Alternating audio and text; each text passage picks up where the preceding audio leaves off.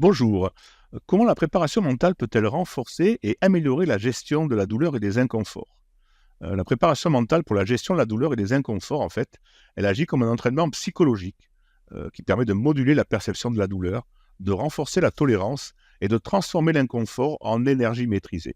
Elle ne supprime pas la douleur, qui reste un signal psychologique important, mais elle aide à réduire son impact émotionnel et cognitif pour maintenir la performance et le bien-être.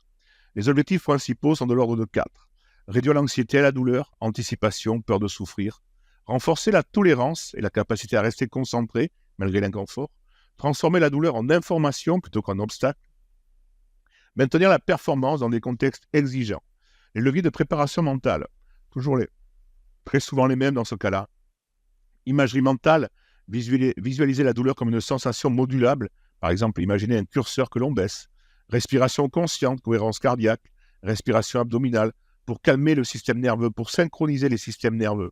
Dissociation cognitive, détourner l'attention vers une autre tâche ou un objectif, en se disant que le cerveau ne peut pas penser à deux choses en même temps.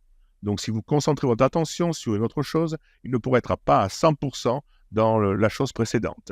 Autoparole constructive, remplacer je n'en peux plus par je gère et je progresse. Acceptation surtout et pleine conscience. Christophe André a très bien démontré la force et la puissance de la méditation de pleine conscience dans l'acceptation de la douleur. Exercice pratique, donc l'exercice du curseur mental, des respirations, des visualisations de transfert, des routines d'acceptation, des exercices de concentration externe. En fait, il s'agit toujours, c'est les mêmes modes d'action en fait. Imaginez que l'intensité de la douleur est réglée par un bouton qu'on peut baisser.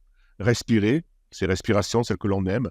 Répéter une phrase clé ou focaliser son attention sur une image ou un objet extérieur. Voilà, je vous souhaite une très belle journée. Au revoir.